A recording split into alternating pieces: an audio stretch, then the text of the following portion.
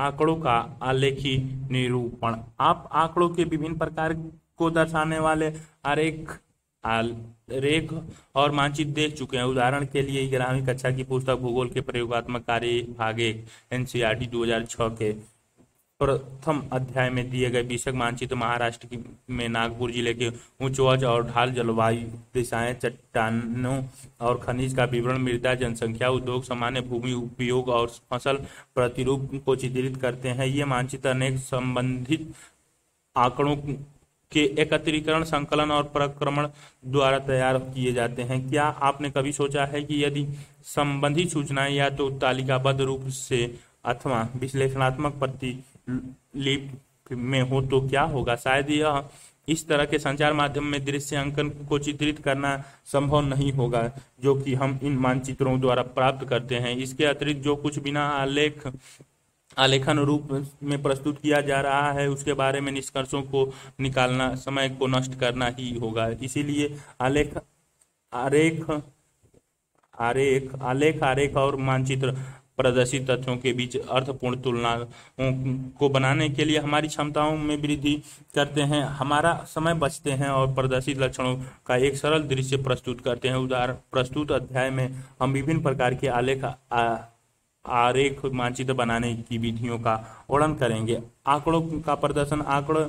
आंकड़े उन तथ्यों की विशेषताओं का वर्णन करते हैं जो प्रदर्शित करते हैं। वे विभिन्न स्रोतों से एकत्रित किए जाते हैं। अध्याय 1 इन दिनों भूगोलवेत्ता, अर्थशास्त्री, संसाधन वैज्ञानिक और निर्णयकर्ताओं बहुत आंकड़े का उपयोग करते हैं। तालिकाबद्ध रूप के अतिरिक्त आंकड़े कुछ आलेखीय अथवा आरेखीय रूप में भी प्रदर्शित किए जा सकते हैं। दृश्य विधि जैसे आरेख, मानचित्र और चार्ट द्वारा आंकड़ों के रूपांतरण को आंकड़ों का प्रदर्शन करते हैं। आंकड़ों के प्रस्तुतिकरण का यह रूप किसी भौगोलिक सीमा में जनसंख्या वितरण का घनत्व, लिंगानुपात, आयु, लिंग संयोजन, व्यावसायिक संरचना आदि के प्रतिरूपों को सहज बनाता है। एक चीनी लोकविद के अनुसार एक चित्र हजारों शब्दों के बराबर होता है। आंकड़ों के प्रस्तुतिकरण की आलेखी विधि हमारे समझ को बढ़ाती है और तुलनाओं को आसान बनाती है। इसके अतिरिक्त इस प्रकार की विधियां एक लंबे समय के लिए मस्तिष्क पर अपनी छाप छोड़ देती हैं। आरेख मानचित्रों के चित्रांकन के सामान्य नियम। उपयुक्त विधि का चयन। आंकड़े विभिन्न प्रकार के विषय वस्तुएं जैसे तापमान, वर्षा, जनसंख्या वृद्धि एवं वितरण, विभिन्न उपयोगी वस्तुओं के उत्पादन, वितरण और व्यापार आदि को प्रस्तुत करते हैं। आंकड़ों की इन विशेषताओं को उपयुक्त आलेखी विधि द्वारा उपयुक्त ढंग से प्रदर्शित करने की आवश्यकता होती है। उदाहरण के लिए विभिन्न देशों, राज्यों के लिए तापमान और विभिन्न समय विधि के बीच जनसंख्या वृद्धि में संबंधित आंकड़े रेखाग्राफ द्वारा सबसे अच्छे रूप में प्रदर्शित किए जा सकते हैं। इसी प्रकार दंड आरेख वर्षा और उपयोग वस्तुओं के उत्पादन को दर्शाने के लिए सर्वाधिक उपयुक्त होते हैं। जनसंख्या वितरण मानव और पशुधन दोनों अथवा फसल उत्पादन क्षेत्रों का वितरण बिंदु मानचित्र द्वारा जनसंख्या घनत्व वर्ण मानचित्र द्वारा अनुकूल ढंग से प्रदर्शित किए जा सकते हैं। उपयुक्त मापनी का चयन। मापनी का उपयोग आरेख तथा मानचित्रों पर आंकड़ों की माप को प्रदर्शित करने के लिए किया जाता है। इसीलिए दिए गए आंकड़ों के समूह के लिए उपयुक्त मापनी का चुनाव सावधानी से और संपूर्ण आंकड़े जिनको प्रदर्शित करना है उसे ध्यान में रखकर किया जाना चाहिए। अब मापनी न तो बहुत बड़ी होनी चाहिए और न ही बहुत छोटी होनी चाहिए। अभिकल्पना। हम जानते हैं कि अभिकल्पना एक महत्वपूर्ण मानचित्र कला संबंधी कार्य है। 11वीं कक्षा की पाठ्य पुस्तक भूगोल के प्रयोगात्मक भाग 1 एनसीईआरटी 2006 के प्रथम अध्याय मानचित्र बनाने के लिए आवश्यक तत्वों में देखें। मानचित्र कला संबंधी निम्नलिखित अभिकल्पना घटक महत्वपूर्ण है, इसलिए ये अंकित आरेख मानचित्र पर सावधानी पूर्वक प्रदर्शित किए जाने चाहिए। शीर्षक। तैयार आरेख मानचित्र का शीर्षक, क्षेत्र का नाम, प्रयुक्त आंकड़े का संदर्भ, वर्ष और आरेख के शीर्षक को दर्शाता है। यह घटक विभिन्न आकार और मोटाई के अक्षरों और संख्याओं द्वारा प्रदर्शित किए जाते हैं। अतः चुने गए फॉन्ट, माप की मोटाई, कागज के आकार तथा मानचित्र आरेख को चित्रित करने के लिए प्रयुक्त स्थान में एक आकर्षक दृश्य देने में सक्षम हो। इसके अतिरिक्त उनका स्थान निर्धारण भी महत्व रखता है। साधारणतः शीर्षक, उपशीर्षक और संदर्भित वर्ष मानचित्र आरेख में सबसे ऊपर व बीच में दर्शाए दर्शाया जाता है। निर्देशिका अथवा सूचिका किसी भी मानचित्र आरेख का एक महत्वपूर्ण घटक है। यह मानचित्र और चित्र में उपयोग किए गए रंगों, छाया प्रतीकों और चित्रों की व्याख्या करता है। इसे सावधानी पूर्वक बनाना चाहिए और मानचित्र और आरेख की विषय वस्तुओं के अनुरूप होना चाहिए। इसके अतिरिक्त इसका सही स्थिति निर्धारण भी आवश्यकता है। सामान्यतः एक निर्देशिका या तो मानचित्र पत्रक पर नीचे बाईं ओर या नीचे दाईं ओर दर्शाई जाती है। दिशा पृथ्वी की धरातल के भाग का प्रदर्शन होने के कारण मानचित्र पर मुख्य दिशाओं के निर्धारण की भी आवश्यकता होती है। इसीलिए दिशा प्रतीक अर्थात अंतिम मानचित्र पर उत्तर दिशा के प्रतीक को निर्दिष्ट स्थान में अंकित करना चाहिए। आरेख की रचना आंकड़े मापने योग्य विशेषताओं जैसे लंबाई, चौड़ाई और मात्रा से युक्त होते हैं। आरेख और मानचित्र जो कि इन विशेषताओं से संबंधित आंकड़ों को प्रदर्शित करने के लिए खींचे जाते हैं, उन्हें निम्नलिखित तरीके से वर्गीकृत किया जा सकता है। एक आयामी आरेख जैसे रेखा ग्राफ, बहुरेखीय चित्र, दंड आरेख, आयत चित्र, लघु आई लिंग, पिरामिड आदि। द्विआयामी आरेख जैसे वृत्त आरेख, आयताकार आरेख, त्रिआयामी आरेख जैसे घन और गोलाकार आरेख। इन विधियों विभिन्न प्रकार के आरेखों और मानचित्रों के निर्माण की विधियों पर समय की कमी के कारण विचार करना संभव नहीं होगा। इसीलिए हम सर्वाधिक विचलित आरेखों और मानचित्रों का वर्णन करेंगे और उनके निर्माण का तरीका बताएंगे। ये इसी प्रकार हैं: रेखा ग्राफ, दंड आरेख, वृत्त आरेख, पौन आरेख तथा तारा आरेख। प्रवाह सचित्र रेखा ग्राफ सामान्यतः तापमान, वर्षा, जनसंख्या वृद्धि, जन्म दर और मृत्यु दर से संबंधित समय क्रम के आंकड़ों को प्रदर्शित करने के लिए खींचा जाता है। तालिका 3.1 और चित्र 3.2 की रचना के लिए आंकड़ा प्रस्तुत करती है। रेखा ग्राफ की रचना आंकड़े को पूर्णांक में बदलकर इसे सरल बना देते हैं, जैसे कि तालिका 3.1 में 1961 और 1921 के लिए दर्शाए गए जनसंख्या वृद्धि दर को क्रमशः 2.0 और 2.2 पूर्णांक में बदला जा सकता है।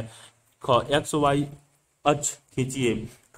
समय क्रम 4 चरों, महीना, वर्ष को एक्स अक्ष पर और आंकड़े का मात्रा मूल्य, जनसंख्या वृद्धि को प्रतिशत अथवा तापमान को डिग्री सेल्सियस में को वाई अक्ष पर अंकित करें। एक उपयुक्त मापनी को चुनिए और वाई अक्ष पर अंकित कीजिए। यदि आंकड़ा एक ऋणात्मक मूल्य है तो चुनी हुई मापनी को इसे भी दर्शानी चाहिए, जैसा कि चित्र 3.1 में दिखाया गया है। जनसंख्या वृद्धि 0.5, 1.5, 2.5 और 3 के बीच में वाई अक्ष पर दर्शाए गए हैं।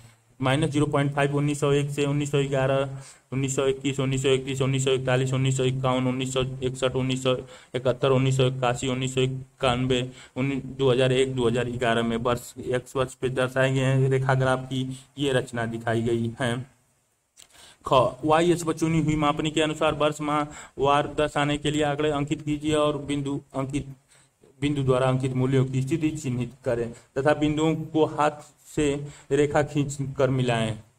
उदाहरण 3.1 तालिका 3.1 में दिए गए आंकड़ों को प्रदर्शित करने के लिए एक रेखा ग्राफ की रचना कीजिए। भारत की जनसंख्या वृद्धि दर 1901 से 2011 तक। वर्ष वृद्धि दर परसेंट में 1901 में 1911 में 0.5, 1921 में -0.3, 1931 में 0.104, 1941 में 1.33, 1951 में 1.25, 1961 में 1.96, 1971 में 2.2, 1981 में 2.22, 1991 में 2.14, 2001 में 1.93, 2011 में 1.79। वृद्धि दर 0.5 से 0, 1911, 1921, 1931, 1941, 1951, 1961, 1971, 1981, 1991, 2001 और 2011 में जनसंख्या वृद्धि दर दिखाई गई है, जो 0.5 से लेकर -5 तक जाती है और 1 से 1.5, 2 और 2.5 के नीचे ही रहती है। भारत में जनसंख्या की वृद्धि दर वार्षिक 1901 से 2011 तक। क्रियाकलाप चित्र 3.2 में दिखाए गए 1911 से 1921 के बीच जनसंख्या के अचानक आए परिवर्तन के कारणों को खोजिए। बहुरेखीय चित्र। बहुरेखा चित्र एक रेखा ग्राफ है जिसमें 2 या 2 से अधिक चरों की तत्काल तुलना के लिए रेखाओं की बराबर संख्या द्वारा दर्शाए गए हैं, जैसा विभिन्न फसलों, चावल, गेहूं, दालों की वृद्धि दर अथवा विभिन्न राज्यों अथवा देशों की जन्म दर और मृत्यु दर, जीवन संभावना, लिंग अनुपात, एक अलग रेखा प्रतिरूप जैसे सीधी रेखा, बार, टूटी रेखा, बार बार, बिंदु रेखा, डॉट डॉट अथवा बिंदु और टूटी रेखा का मिश्रण, बिंदु अथवा विभिन्न रंगों की एक रेखा का प्रयोग विभिन्न चरों के मानों को प्रदर्शित करने के लिए किया जा सकता है। चित्र 3.3, उदाहरण 3.3, तालिका 3.3 में दिए गए विभिन्न राज्यों के लिंग अनुपात की वृद्धि की तुलना के लिए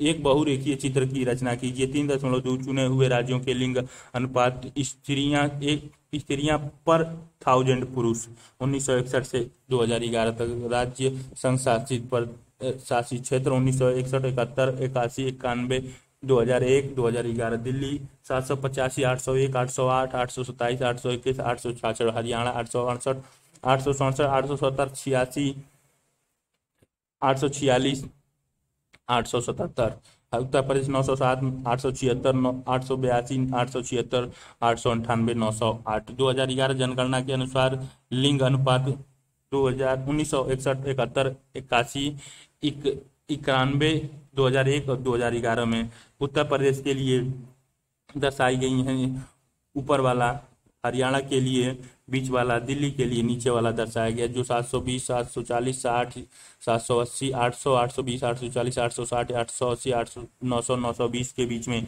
ये सारी ग्राफ प्रदर्शित किया गया है।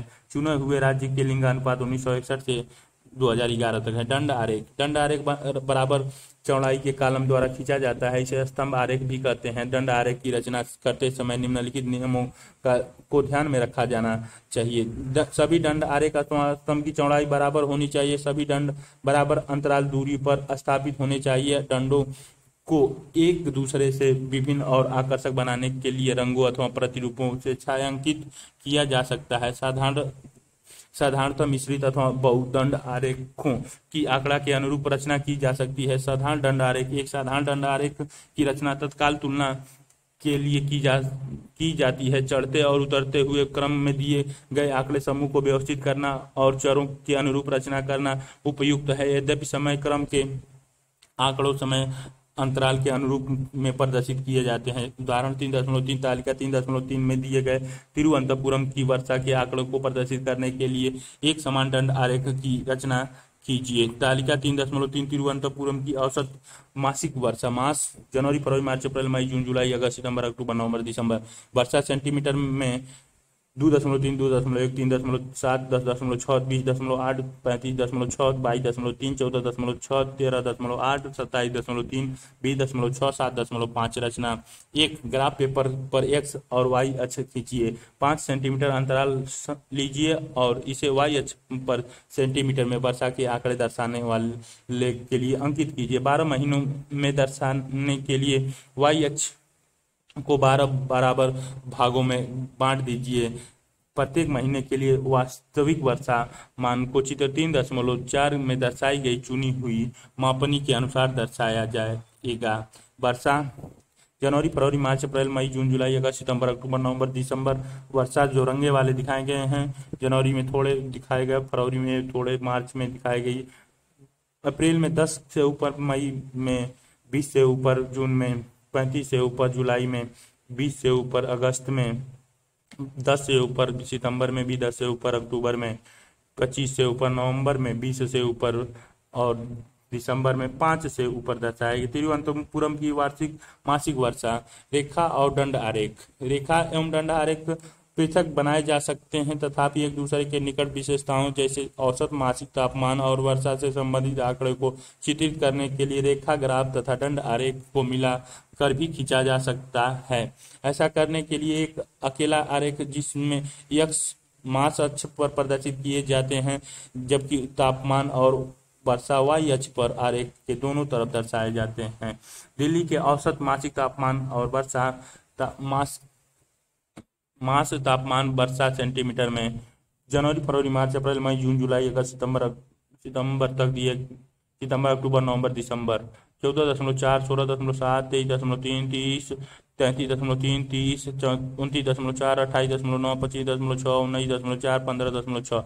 वर्षा 2.5, 1.5, 1.3, 1, 1.8, 7.4, 19.3, 17.8, 11.9, 1.3, 0.2, 1।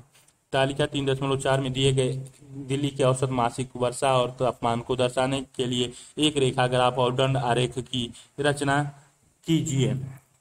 रचना उपयुक्त उपयुक्त के लंबाई के एक्स और वाई अक्ष खींचिए और वर्ष के 12 महीने को दर्शाने के लिए एक्स अक्ष को 12 भागों में बांट दीजिए। वाई अक्ष पर तापमान आंकड़ों के लिए 5 डिग्री सेल्सियस या 10 डिग्री सेल्सियस के बराबर अंतरालों के अनुसार एक उपयुक्त मापनी चुनिए और इसके दाईं तरफ अंकित कीजिए। इसी प्रकार वाई अक्ष पर वर्षा के आंकड़े के लिए 5 सेंटीमीटर अथवा 10 सेंटीमीटर के बराबर अंतरालों के अनुसार उपयुक्त मापनी चुनिए और इसके बाईं तरफ अंकित कीजिए। आंकड़े तापमान आंकड़े को रेखा ग्राफ द्वारा और वर्षा को दंड आरेख द्वारा प्रदर्शित कीजिए जैसा कि चित्र में 3.5 में दिखाया गया है। वर्षा के लिए दिखाया गया है सेंटीमीटर में, तापमान डिग्री सेल्सियस में। जनवरी, फरवरी, मार्च, अप्रैल, मई, जून, जुलाई, अगस्त, सितंबर, अक्टूबर, नवंबर, दिसंबर 0, 5, 10, 15, 20 और 25 में सेंटीमीटर में वर्षा तापमान से डिग्री सेल्सियस 0, 5, 10, 20, 25, 30 और 35 के बीच में दिखाई गई हैं। जनवरी में, फरवरी, मार्च, अप्रैल, मई, जून, जुलाई, मई में पीक पे तापमान और वर्षा जुलाई में पीक पे दिखाई गई है।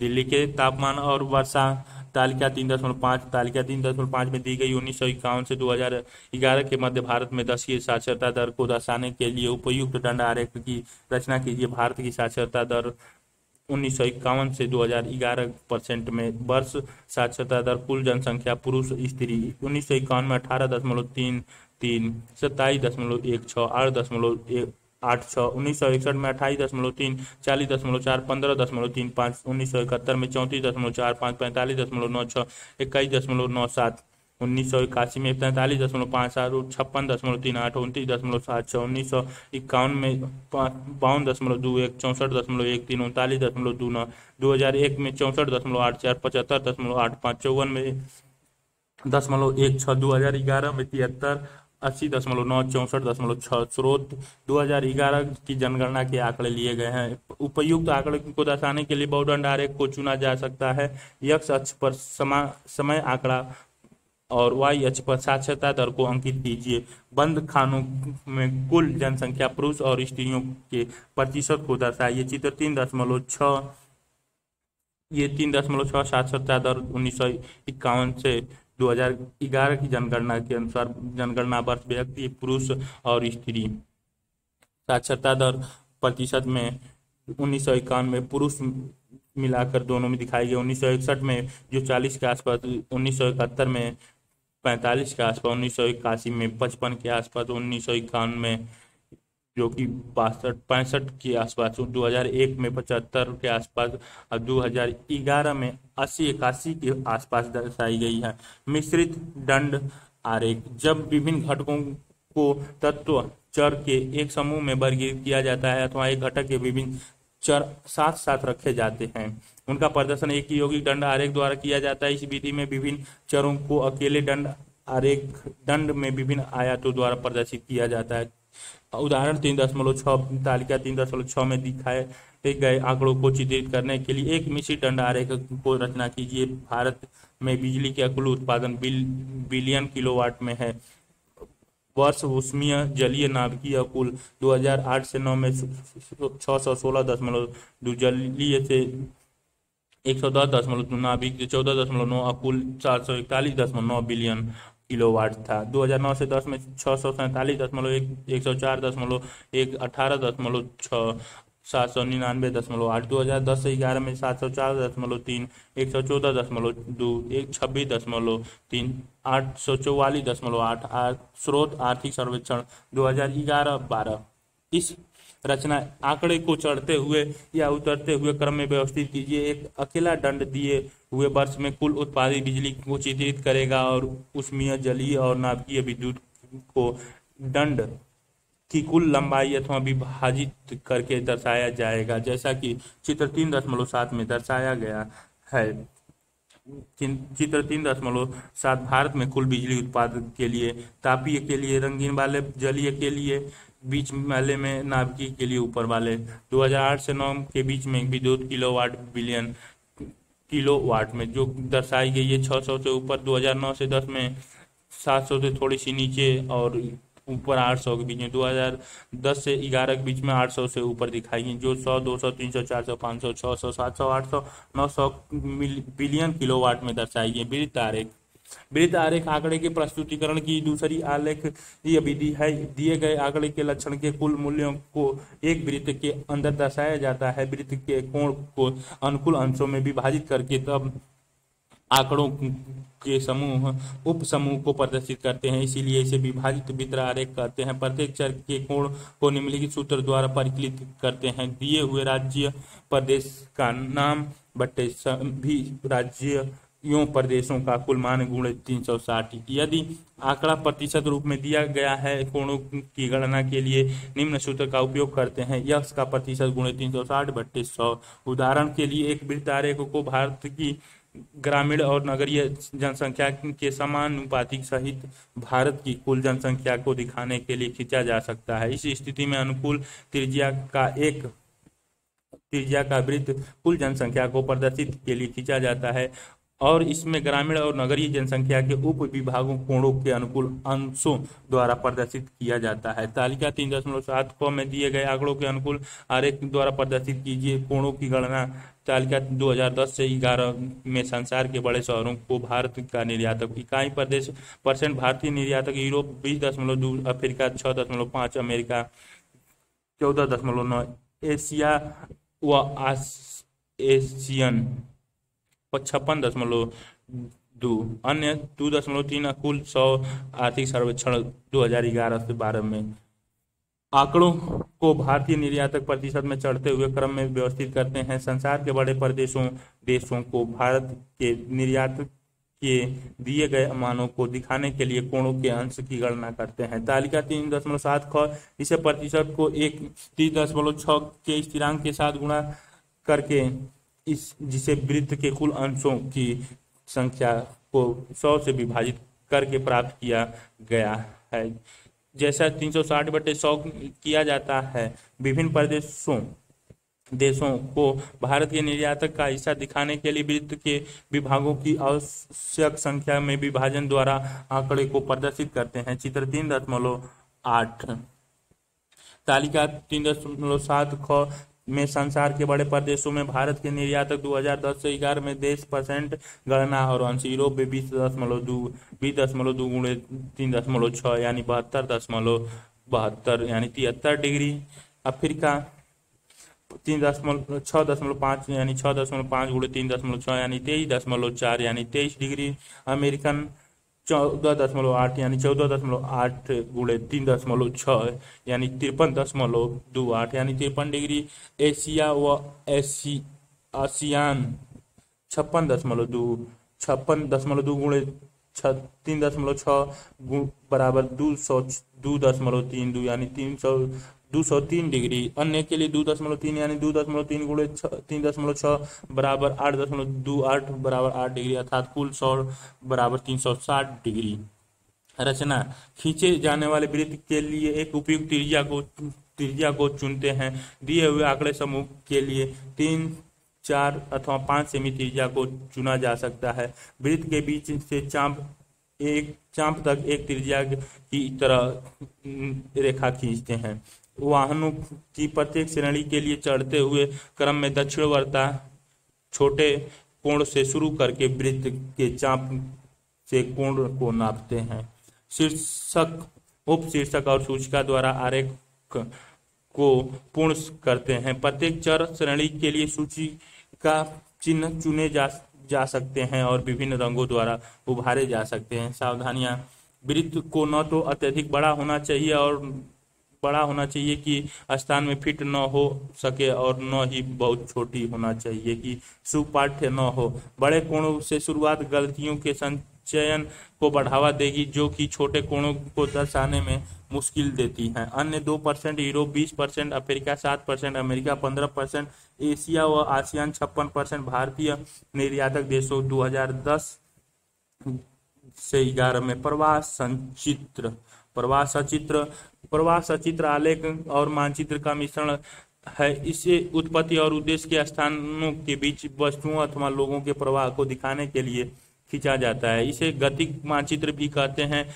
यातायात मानचित्र, जो यात्रियों, वाहनों आदि की संख्या को प्रदर्शित करता है, प्रवास सचित्र का सबसे अच्छा उदाहरण है। ये सचित्र समानुपाती चौड़ाई की रेखा द्वारा बनाया जाता है। बहुत सी सरकारी शाखाएं विभिन्न मार्गों पर यातायात के विभिन्न साधनों के घनत्व को दर्शाने के लिए प्रवाह सचित्र तैयार करती हैं। प्रवाह सचित्र सामान्यतः 2 प्रकार के आंकड़ों को प्रदर्शित करने के लिए खींचते हैं, जो निम्न प्रकार है। पहला, वाहन की गति की दिशा के अनुसार वाहनों की संख्या और आवृत्ति, यात्रियों की संख्या अथवा परिवहन किए गए सामानों की मात्रा। प्रवाह सचित्र को तैयार करने के लिए आवश्यकताएं: स्टेशनों को जोड़ते हुए वांछित यातायात मार्गों को दर्शाने वाला एक मार्ग मानचित्र, वस्तुओं, सेवाओं, वाहनों की संख्या के उनके उत्पत्ति बिंदु और गतिकों की दिशा सहित प्रवाह से संबंधित आंकड़े। तालिका 3.8 दिल्ली और उससे जुड़े हुए क्षेत्रों को चुने हुए मार्गों पर रेलगाड़ियों की संख्या।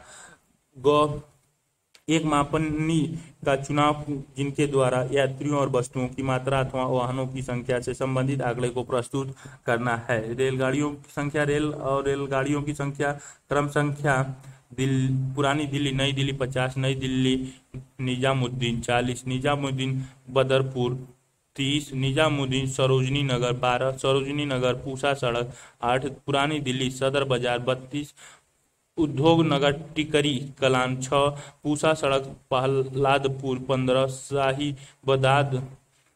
साहिबाबाद मोहन नगर 18, पुरानी दिल्ली सलीमपुर 33, पुरानी दिल्ली सलीमपुर 12, सलीमपुर नंदन नगरी 21, पुरानी दिल्ली शालीमार बाग 16, सदर बाजार उद्योग नगर 18, पुरानी दिल्ली पूसा सड़क 22, प्रहलादपुर पालम बिहार 12।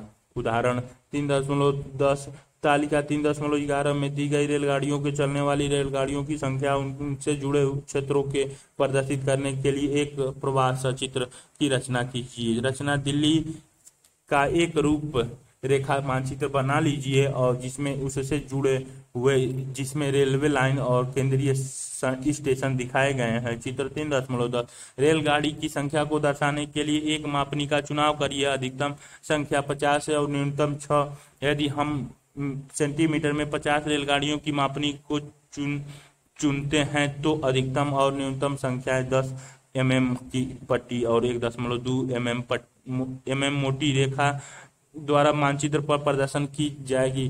दिए हुए रेलगाड़ियों के बीच मार्ग की प्रत्येक पट्टी की मोटाई अंकित करते हैं। चित्र 3.1 एक सीढ़ी नुमा मापनी को सूचिका की तरफ खींचते हैं और पट्टी पर केंद्र बिंदु स्टेशन को दर्शाने के लिए अलग अलग चिन्हों अथवा संकेतों को चुनते हैं। ये दिल्ली के बाद इसका मैप में ये सारी चीज दिखाई गई हैं जो कि आंख से दिख नहीं रहा है। दिल्ली का मानचित्र है। ये शालीमार बाग, नंदनी नगर, मोहन नगर, सीलमपुर, पुरानी दिल्ली सदर बाजार, इधर टिकरी कला, उद्योग नगर, पूसा रोड, पालम बिहार, नई दिल्ली और बदरपुर। निजामुद्दीन के लिए दिखाई गई दृश्य जो कि रेलों की संख्या, जो कि ये जितने अधिक हैं उतने अधिक रेलों की संख्या प्रदर्शित की गई है। रेलों की संख्या। दिल्ली यातायात रेल मार्ग प्रवाह सचित्र दिखाया गया है। गंगा बेसिन के जल प्रवाह मानचित्र की रचना कीजिए जैसा कि चित्र 3.12 में दर्शाया गया है। अंक 00 क्यूसेक जल प्रवाह को दर्शाता है। ये 10, 8, 7, 5, 6, 13, 17, 6, 23, 19, 7, 42, 50, 8, 57, 9, 66 गंगा बेसिन को दर्शाता है। रचना: एक मापनी लेते हैं जिसे 1 सेंटीमीटर चौड़ाई बराबर पानी के 50,000 क्यूसेक ये चित्र बनाते हैं जैसा कि चित्र 3.18 में दिखाया गया है। ये 0,000 जल को प्रदर्शित करती हैं, जो 1, 2, 3 जितना अधिक 40, 50, 30, 20, 10, 5 श्रेणी नुमा प्रवाह जल प्रवाह संचित्र का रचना है। थीमैटिक मानचित्र विभिन्न विशेषताओं को प्रस्तुत करने वाले आंकड़ों में आंतरिक विभिन्नताओं के बीच तुलना दिखाने के लिए आलेख और आरेख उपयोगी प्रयोजन प्रदान करते हैं। फिर भी कई बार आलेखों और आरेखों का उपयोग एक प्रादेशिक संदर्भ को प्रस्तुत करने में असफल होते हैं। इसीलिए मानचित्र की विविधता प्रादेशिक वितरणों के प्रतिरूप अथवा स्थानों पर विविधताओं की विशेषताओं को समझने के लिए विविध मानचित्रों को बनाया जाता है। ये मानचित्र वितरण मानचित्रों के नाम से भी जाने जाते हैं। थीमैटिक मानचित्र निर्माण के लिए आवश्यकताएं चुने हुए विषय से संबंधित राज्य जिला स्तर के आंकड़े, अध्ययन क्षेत्र का प्रशासनिक सीमाओं सहित रूपरेखा, प्रदेश का भौतिक मानचित्र, उदाहरण के लिए जनसंख्या वितरण को प्रदर्शित करने के लिए भू आकृतिक मानचित्र एवं परिवहन मानचित्र, निर्माण के लिए ऊंचा वच एवं अफवाह मानचित्र। थीमैटिक मानचित्र को बनाने के लिए नियम। थीमैटिक मानचित्रों की रचना बहुत ही सावधानी पूर्वक करनी चाहिए। अंतिम मानचित्र में निम्नलिखित घटक प्रदर्शित होना चाहिए: क्षेत्र का नाम, विषय का शीर्षक, आंकड़ों के संबंध, आंकड़ों के साधन और वर्ष, संकेत चिन्ह, रंग, छायाओं आदि के सूचक और मापनी। थीमैटिक मानचित्र बनाने के लिए उपयुक्त विधि का चुनाव। रचना विधि के आधार पर थीमैटिक मानचित्र का वर्गीकरण।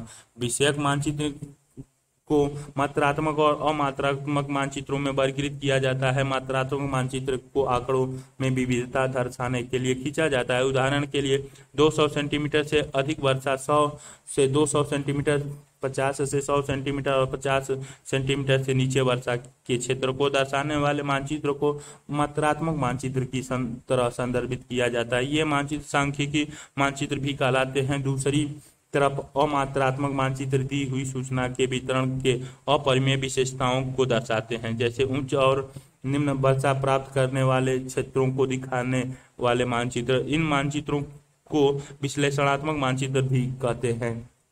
समय की कमी में इन विभिन्न प्रकार के थीमैटिक मानचित्रों की रचना के बारे में विचार करना संभव नहीं होगा, इसीलिए हम निम्नलिखित प्रकार के विश्लेषणात्मक मानचित्रों की रचना विधि पर विचार करने तक ही सीमित रहेंगे। बिंदुकित मानचित्र, बड़ मात्रिक मानचित्र, समान रेखा मानचित्र। बिंदुकित मानचित्र तत्वों जैसे जनसंख्या, जानवर, फसल के प्रकार आदि के वितरण को दर्शाने के लिए बनाए जाते हैं। चुनी हुई मापनी के अनुसार एक ही आकार के बिंदु वितरण के प्रतिरूपों को दर्शाने के लिए दी हुई प्रशासनिक इकाइयों पर अंकित किए जाते हैं। आवश्यकताएं: दिए हुए क्षेत्र का प्रशासनिक मानचित्र जिसमें राज्य, जिला, खंड की सीमाएं दिखाई गई हैं। चुनी हुई प्रशासनिक इकाइयों के लिए चुने हुए विषय जैसे कुल जनसंख्या, पशु आदि सांख्यिकी आंकड़े। एक बिंदु के मान को निश्चित करने के लिए मापनी का चुनौती। प्रदेश के भू आकृतिक मानचित्र, विशेषकर उच्च वाच और जल अफवाह मानचित्र। सावधानी: विभिन्न प्रशासनिक इकाइयों की सीमाओं को सीमांकित करने वाली रेखाएं अत्यधिक घनी एवं मोटी न हो। प्रत्येक बिंदु का आकार समान होना चाहिए। भारत की जनसंख्या, क्रम संख्या, राज्य, संघ शासित प्रदेश, कुल जनसंख्या, बिंदु संख्या। जम्मू और कश्मीर में 10,59,000, जम्मू और कश्मीर में 10,59,969,917 बिंदु संख्या 100। हिमाचल प्रदेश में 6,77,248 60। पंजाब में 24,28,00,000 2,89,296 यानी 243। उत्तरांचल में 8,04,79,562 85। हरियाणा 21,82,982 211, दिल्ली 13,7,82,976, 138 राजस्थान में 5,64,73,122, 565, उत्तर प्रदेश में 16,60,52,859, 1,660, बिहार में 28,28,78,746, 829, सिक्किम के लिए 5,40,493, 5, अरुणाचल प्रदेश के लिए 1,91,117, 11, नागालैंड के लिए 1,09,88,000 नहीं 19,88,663, 20, मणिपुर के लिए 23,88,634, 24, मिजोरम के लिए 8,91,058, 89, त्रिपुरा के लिए 31,91,168, 32, मेघालय के लिए 23,06,069, 23, असम के लिए 26,63,000, 26 लाख 2,66,09,428, 2,66,38,407, 266, पश्चिम बंगाल के लिए 8,22, 2,21,171, 802, झारखंड के लिए 2,69,09,428, 259, उड़ीसा के लिए 3,67,690,920, 368, छत्तीसगढ़ के लिए 2,07,95,956,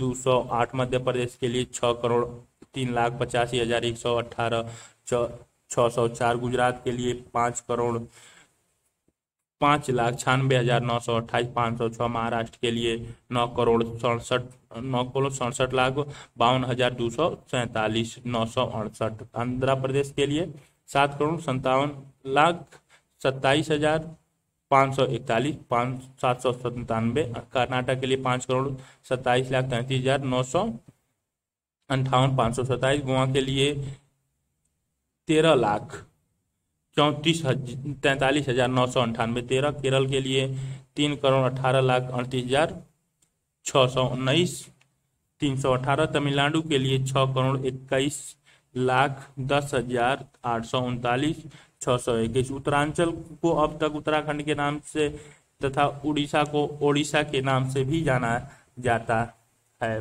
भारत की जनसंख्या वितरण दिखा रखी है।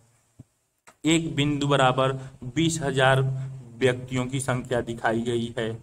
एक बिंदु जहाँ पे है वहाँ पे भारत की जनसंख्या 20,000 है, नहीं 325 2 लाख व्यक्ति है। एक बिंदु बराबर 2 लाख व्यक्तियों की संख्या दिखाई गई। तालिका 3.9 में दिए गए जनसंख्या आंकड़ों को प्रदर्शित करने के लिए बिंदुकित मानचित्र की रचना कीजिए। एक बिंदु का आकार और मान को चुनिए। दी हुई मापनी का प्रयोग से प्रत्येक राज्य में बिंदु की संख्या निश्चित कीजिए। उदाहरण के लिए महाराष्ट्र में बिंदुओं की संख्या 9,67,52,247 बट्टे 1 लाख बराबर 967.52। इसे 968 में बदल कर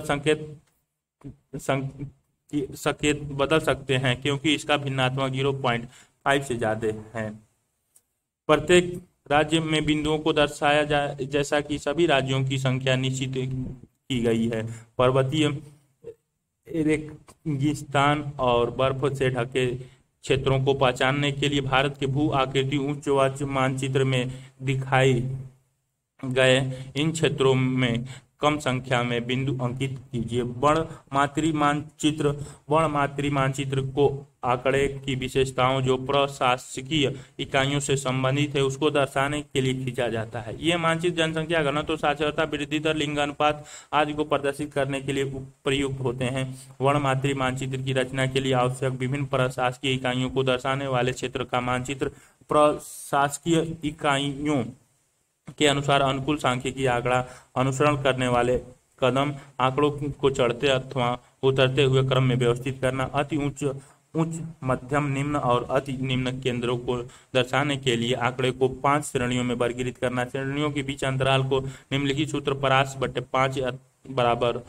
और परास बराबर अधिकतम मान न्यूनतम माइनस न्यूनतम मान द्वारा पहचाना जा सकता है। प्रतिरूपों, छायाओं और रंगों का उपयोग चुनी हुई श्रेणियों को चढ़ते और उतरते रूपों में दर्शाने के लिए किया जाता है। तालिका 3.10 में दिए गए भारत की साक्षरता दर को प्रदर्शित करने के लिए वर्णमात्री मानचित्र की रचना कीजिए। इस रचना आंकड़ों को चढ़ते क्रम में व्यवस्थित कीजिए जैसा कि ऊपर दिखाया गया है। आंकड़े के अंदर को परास को पहचानिए। इस उदाहरण में सबसे कम और सबसे अधिक साक्षरता दर रिकॉर्ड किए गए राज्य क्रमशः बिहार 47% और केरल 90% है। इसलिए परास 9.0 से 47.0 माइनस 44.0 होगा। अति निम्न से उच्च श्रेणियों को प्राप्त करने के लिए परास को 5 से भाग देकर 44/5 बराबर 8.8 हम इस मान को पूर्ण अंक जो कि 9 है में बदल सकते हैं। श्रेणियों की संख्याओं को उनके प्रत्येक श्रेणी के परास सहित निश्चित कीजिए। 9.0 को सबसे कम भारत साक्षरता दर, भारत में साक्षरता पर वास्तविक आंकड़े और भारत में साक्षरता पर आंकड़े चढ़ते क्रम में दोनों में दिखाए गए।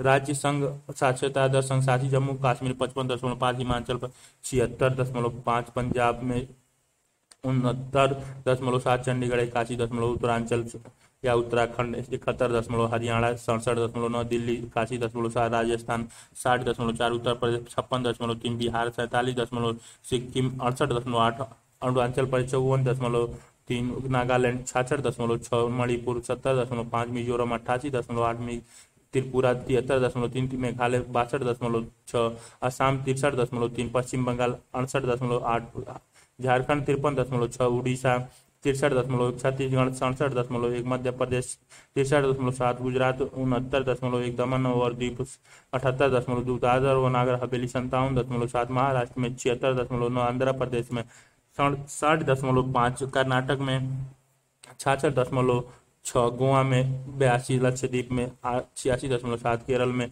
90, तमिलनाडु में 73.5, पांडिचेरी में 81.1, अंडमान निकोबार में 81.3, उत्तरांचल, उड़ीसा और पांडिचेरी को अब क्रमशः उत्तराखंड, उड़ीसा और पुडुचेरी के नाम से भी जाना जाता है। इधर साक्षरता दर चढ़ते क्रम में बिहार 47, 53, झारखंड 54, अरुणाचल प्रदेश 55, जम्मू कश्मीर 56, उत्तर प्रदेश, दादर नगर हवेली 57, राजस्थान 60, आंध्र प्रदेश 60, मेघालय 62, उड़ीसा 63, असम 63, मध्य प्रदेश 63, छत्तीसगढ़ 64, नागालैंड 66, कर्नाटक 66, हरियाणा 67, पश्चिम बंगाल 68, सिक्किम 68, गुजरात 69, पंजाब 69, मणिपुर 70, उत्तरांचल या उत्तराखंड 71, त्रिपुरा 73, तमिलनाडु 73, हिमाचल प्रदेश 76, महाराष्ट्र 76, दमन और दीव 78, पांडिचेरी 81, अंडमान व निकोबार 81, दिल्ली 81, चंडीगढ़ 81, गोवा 82, लक्षद्वीप 86, मिजोरम 88, केरल 90.9।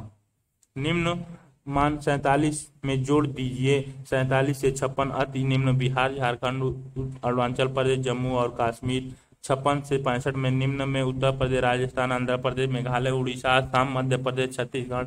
और 65 से 74 में मध्य प्रदेश, नागालैंड, कर्नाटक, हरियाणा, पश्चिम बंगाल, सिक्किम, गुजरात, पंजाब, मणिपुर, उत्तरांचल, त्रिपुरा, तमिलनाडु। 74 से 83 में उच्च हिमाचल प्रदेश, महाराष्ट्र, दिल्ली, गोवा। और 83 से 92 में अति उच्च मिजोरम, केरल हैं।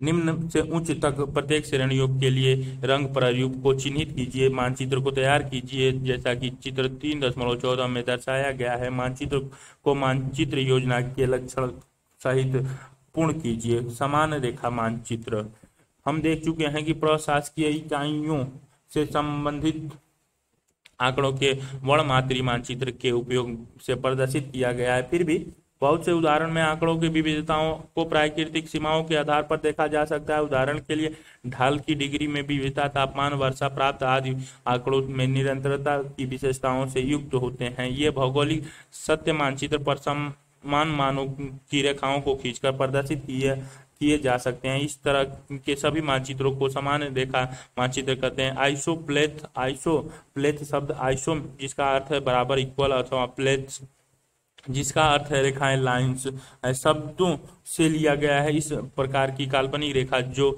समान मान के स्थान को जोड़ती है समान रेखा कहलाती है। प्रायः खींची गई समान रेखाओं के अंतर्गत समताप रेखा, समान तापमान, सम वायुदाब रेखा, समान वायुदाब, सम वर्षा रेखा, समान वर्षा, सम मेघ रेखा, समान बादल, आइसोहेल्स, समान सूर्य प्रकाश, समोच्च रेखाएं, समान ऊंचाई, सम गहराई रेखा, समान गहराई, सम लवणता रेखा, समान लवणितिया आदि आते हैं। आवश्यकता विभिन्न स्थानों की स्थिति को दर्शाने वाले आधार रेखा मानचित्र निश्चित समय के अनुरूप तापमान, वायुदाब, वर्षा आदि के अनुकूल आंकड़े चित्र उपकरण विशेषता, फ्रेंच कर्व आदि ध्यान में रखने वाली नियम।